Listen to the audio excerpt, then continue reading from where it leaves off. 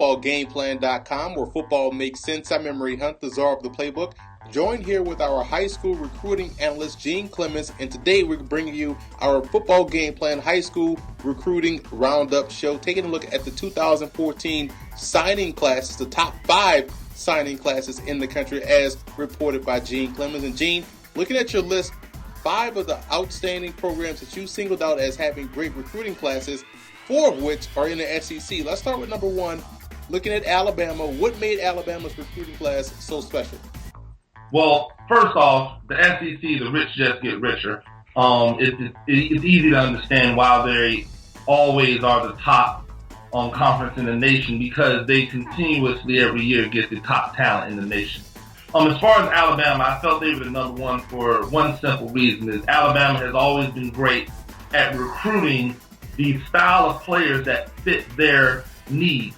It's not always about stars for Alabama. It's a lot of times about what types of players fit what they're doing. It just so happened that this year they were able to match up what they needed with the absolute best players in the nation.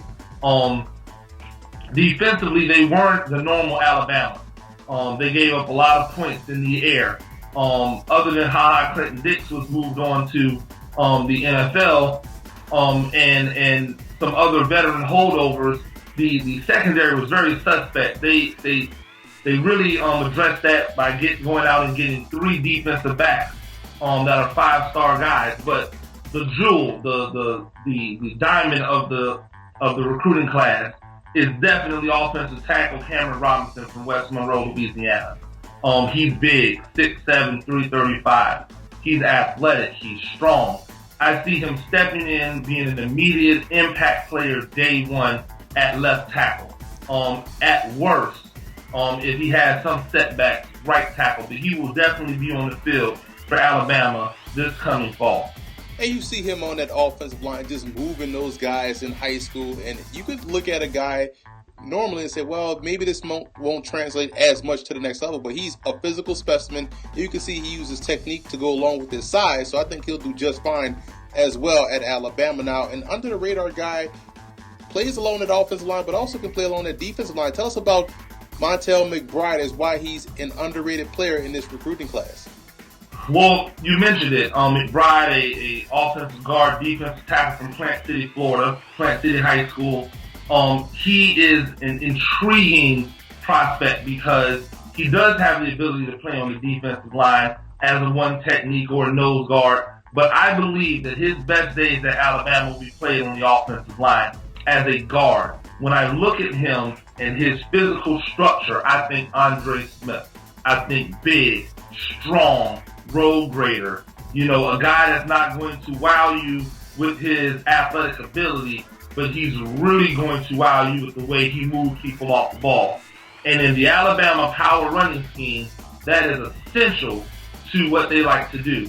He's a guy who may have to redshirt a year because he hasn't really seen the weight room like college athletes see the weight room. But once he does, I have no doubt he's going to be a starter for Alabama for a long time. And that's what makes them so dominant. They're able to dominate on both sides of the line of scrimmage, more in particular that offensive line moving guys off the ball. Now let's look at your number 2 team, the national champion Florida State Seminoles, and they had some holes to fill on the offensive side.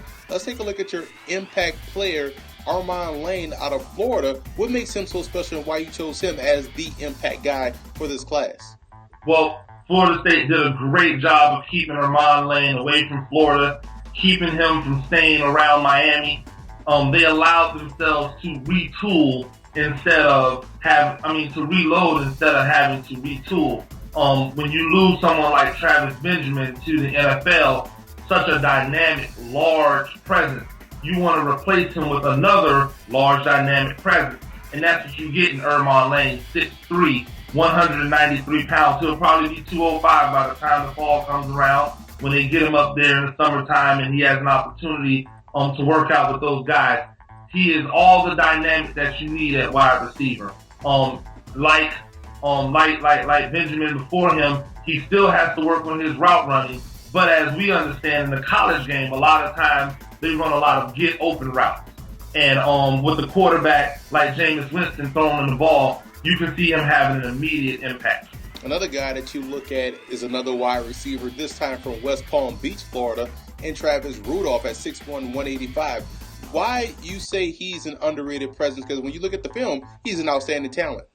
He's an outstanding talent, but a lot of recruiting services had him rated as a 3-star athlete. And the reason being is because in some circles they question his competition level. He went to Cardinal Newman, which is a lower level, team in the state of Florida. But I look at the teams that he played against and his coaching staff. He was down there with a long-time, University of Miami great, Steve Walsh, who really understands the game. So you know that he understood how to run routes. He understood timing. He understood proper ways to catch the ball. And you can see it in the way that he plays. He's not only athletic, but he is technically sound as well. I see him being able to come in and maybe not make an impact immediately, but it won't be long before you see him on the field catching 40, 50, 60 balls for the Seminoles. That's one good football team, top to bottom. And another team, let's move over to the SEC and look at LSU. Not only did they get one of the best running backs in the country in Leonard Fournette, but the top overall high school football recruit in the country in Leonard Fournette. What makes him so special, and why was this a big signing for LSU? Well, LSU has always done a great job of keeping home prospects home. This year, losing Robinson to Alabama, losing Speedy Noel to Texas A&M, it was absolutely important for them to keep Leonard Fournette at home. And they did, and it's a great thing for him because he fits exactly what LSU loves to do.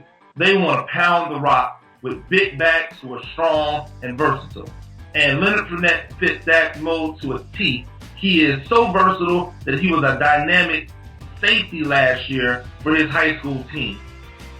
Now you look at him being a safety, being a running back. My old high school coach actually coached him at St. Augustine High School in New Orleans and said this guy could actually be a top linebacker if he wanted to at the next level. I thought he was going to play a little linebacker when they played John Curtis against another highly touted recruit that also signed with LSU, and Malachi Duper, a big wide receiver with outstanding leaping ability. But when you look at their recruiting class, there's one guy that you singled out, has outstanding talent that's under the radar that people need to know about. Who's this player?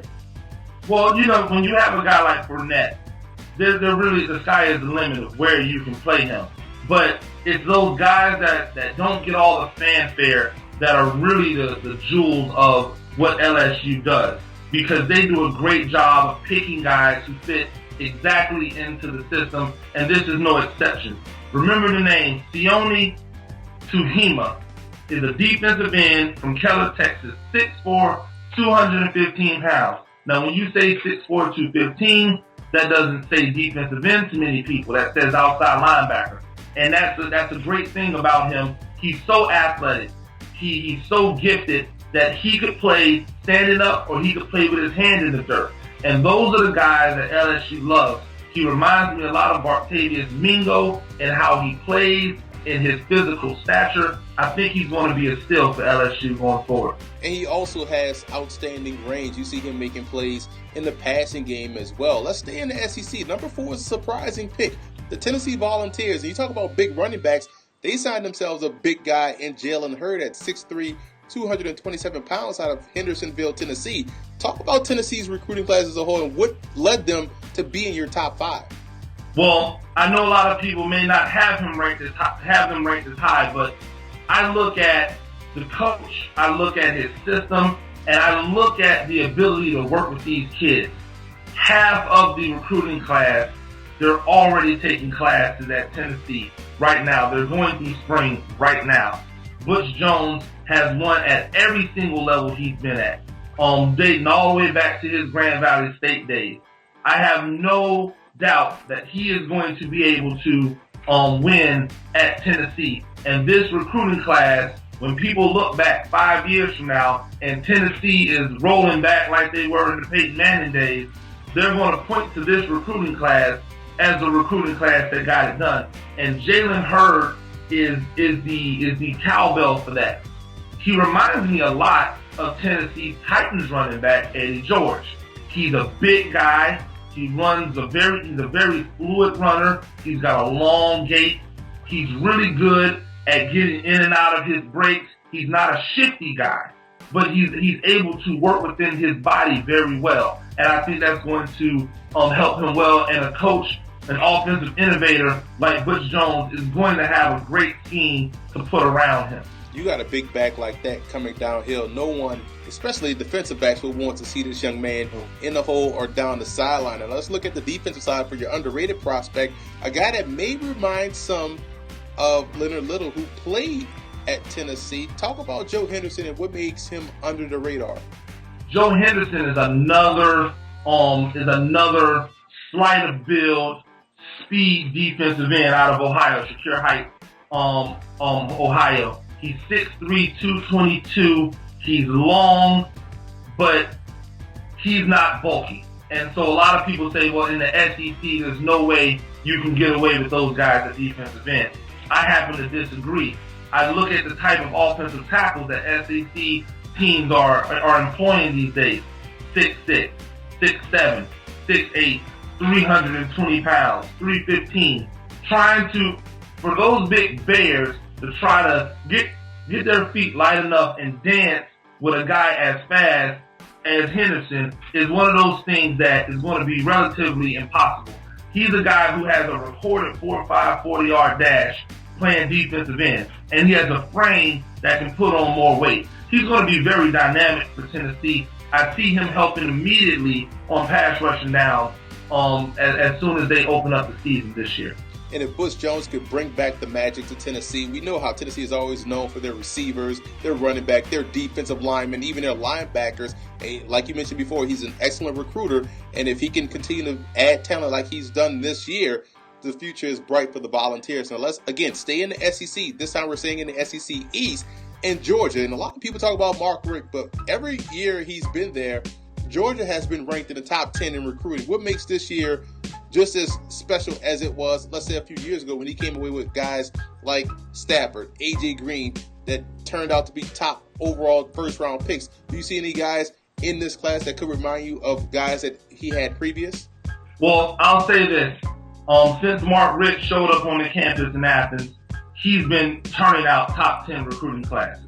If you look at his career back with Florida State always had top-level recruiting classes. If you look at the impact it had when he left Florida State's recruiting classes began to decline. And so one thing we know for certain is that this man can recruit quality athletes, and he's done it again. Georgia takes a real holistic approach to their recruiting. They recruit across the board. They don't really focus in on particular player, particular need. They focus on depth. They want to be able to go 2-3 deep at every position. And this year is no exception. Sony Mitchell, a running back out of Plantation, Florida, 5'11", 205, fast, athletic, shifty. He can run the ball out the backfield. He can catch the ball out the backfield. He's a guy that's going to be special for them going forward. I see him helping on special teams immediately. I see him competing for time immediately. He's really a guy who is going to help whomever that next quarterback is to step in at Georgia. He's going to help them to alleviate a little of that pressure of playing at Georgia. And being a running back at Georgia means a lot. You have Herschel Walker, Lawrence Tate, Rodney Hampton, Garrison Hurst, many guys that put on that Georgia uniform and were productive in the backfield, and hopefully he can do the same thing with his career moving forward. Now, who's your underrated player out of this recruiting class for Georgia? A lot of people aren't talking about him, but I think he's going to be a great player for Georgia. You're looking at a guy like Shaquille Jones, a defensive back from Palm Bay, Florida, 6'2", 175 pounds. He's a kid who is that prototypical new age defensive back. He's long, he's rangy, he has long arms. It allows him to play better in bump coverage. It allows him to be able to compete with these 6'3", 6'4", 6'5" wide receivers that all of these colleges now seem to have running around on a daily basis. Especially when you're talking about teams like LSU, which keeps athletic, speedy, big receivers. a team like Florida, who keeps athletic receivers. You're talking about what Tennessee is doing in their passing game with Butch Jones, Texas A&M, what they're doing with Kevin Sumlin. It is going to be important. South Carolina as well. It's going to be important for Georgia that if they want to continue to compete, they have the defensive backs that can hold up. And they do a great job recruiting defensive backs, especially under the radar ones. But Shaquille Jones won't be under the radar very long. And that's going to be big for that defense because, like you mentioned, all those teams in the SEC that utilizes these passing offenses, these spread offenses, you have to have corners that can match up. So let's go back and take a look at your top five, starting with Alabama. Then you have Florida State, LSU, Tennessee, and Georgia.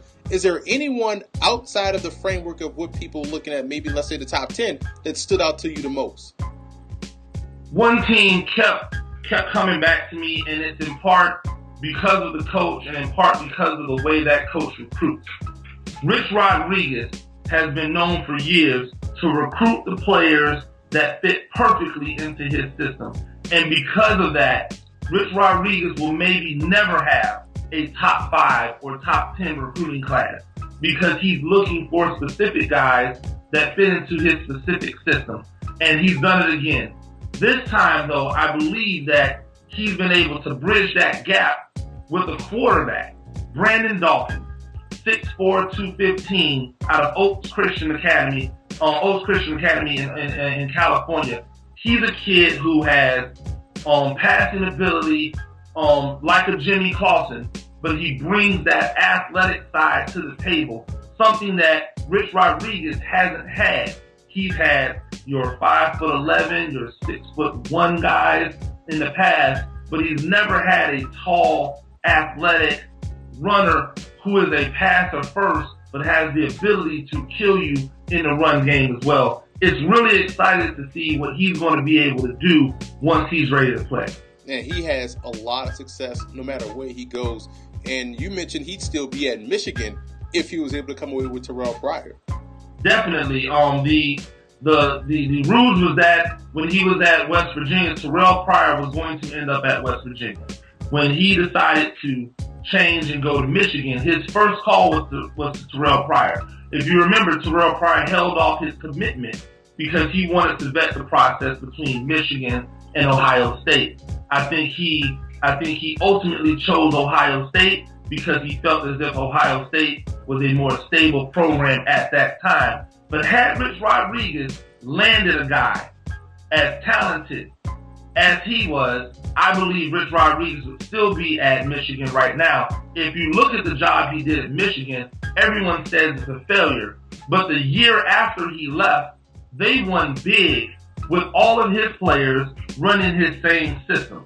So when people say that Rich Rodriguez didn't get it done at Michigan, I don't think they're giving him the fair shake that he deserves.